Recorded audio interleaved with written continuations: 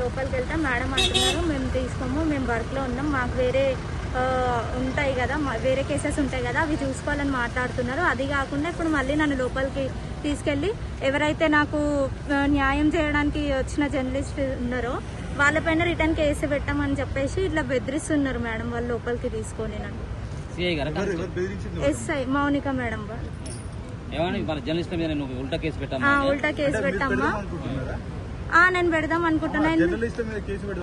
జర్నలిస్టుల పైన నేను పెట్టాలనుకోవట్లేదు మేడం, సార్ వాళ్ళ పైన నేను పెడదాం అనుకుంటున్నాను. ఎందుకంటే ఆల్మోస్ట్ నేను ఇప్పుడు ఈ పోలీస్ స్టేషన్కి తిరుగు కాబట్టి 29 days అవుతుంది.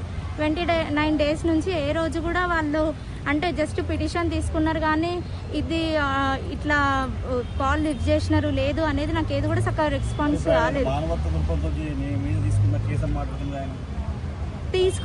తీసుకున్న ఆ రోజు జస్ట్ మాట్లాడినారు అంతే, కానీ నేను ఎన్నిసార్లు కాల్ చేసినా కూడా మౌనిక మేడం ఎవరైతే ఎస్ఐ మేడం అయితే ఉన్నారో ఆమె ఇంతవరకు కూడా నాకు ఏం సరిగ్గా రెస్పాన్స్ ఇవ్వట్లేదు అని చెప్పేసి నేను సంతోషంగా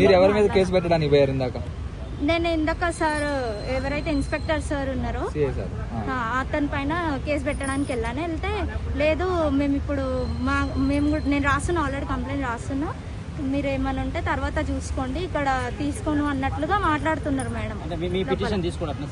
లేదు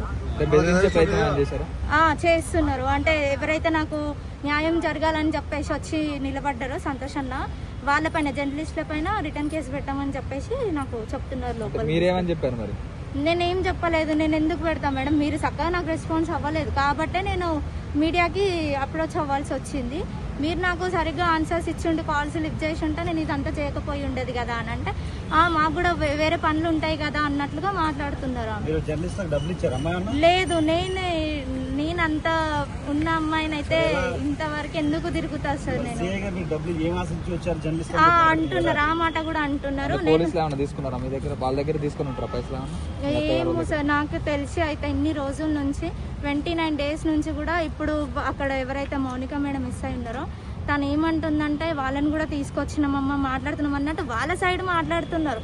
మరి వాళ్ళు ఇచ్చినారు వాళ్ళు ఏమన్నా వీళ్ళకి అమౌంట్ ఇచ్చినారు అన్నట్టు నాకు అనిపిస్తుంది, ఎందుకంటే వాళ్ళకి బాగా సపోర్ట్ చేస్తున్నట్టుగా మాట్లాడుతున్నారు వీళ్ళు. సార్ ఇప్పుడు ఆ సార్ అయితే ఈ మాదిగోళ్ళ గోల్ అంతా ఏంది నాకు ఇదంతా అన్నట్లుగా కొంచెం మాట్లాడుతున్నారు వల్గర్గా. సో ఇంకా అది కాకుండా నేను న్యాయం కోసం అని వస్తే ఎవరైతే జర్నలిస్టులు ఉన్నారో వాళ్ళపైన ఇట్లా దౌర్జన్యానికి దిగినారు కాబట్టి నేను సార్ పైన కేసు పెట్టాలని